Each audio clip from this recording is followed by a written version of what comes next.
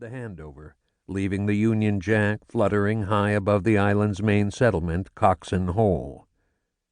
Walker neither wanted nor could win a battle against British warships, so he decided instead to seize Trujillo and from there invade Nicaragua, his ultimate target all along.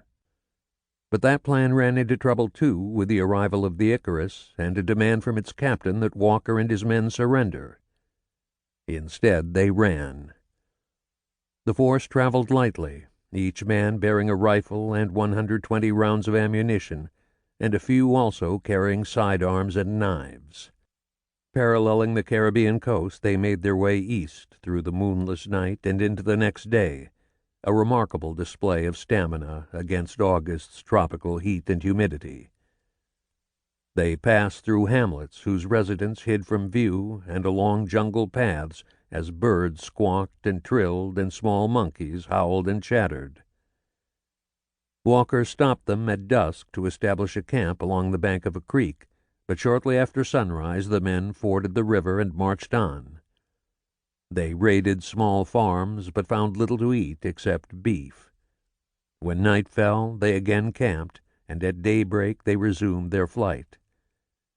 By mid-afternoon, Walker felt they had put enough distance between themselves and Trujillo for the men to take a lengthy rest, clean their weapons, and let some of the heat of the day dissipate before trying to walk any farther.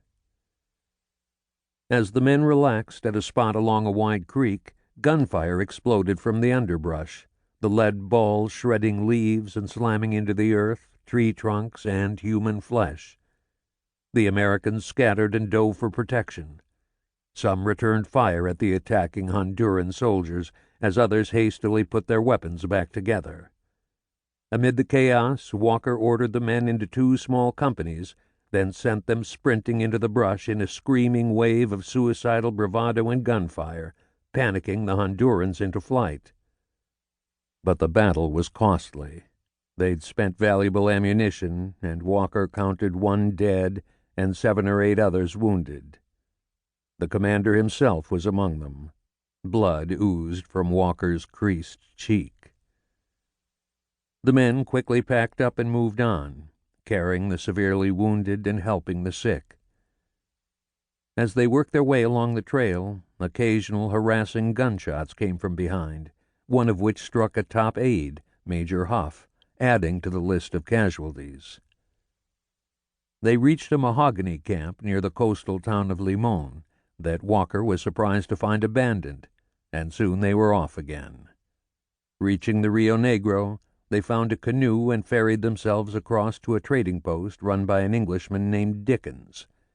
There they also discovered what was left of Cabañas's encampment, cold campfires and empty rifle pits.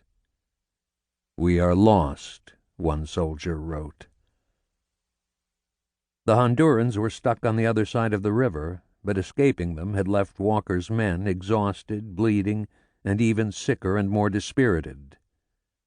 No good would come of pushing them further, so Walker ordered the men to bivouac in Cabañas's rifle pits, which offered a little protection from the occasional pot shots their pursuers fired across the Rio Negro.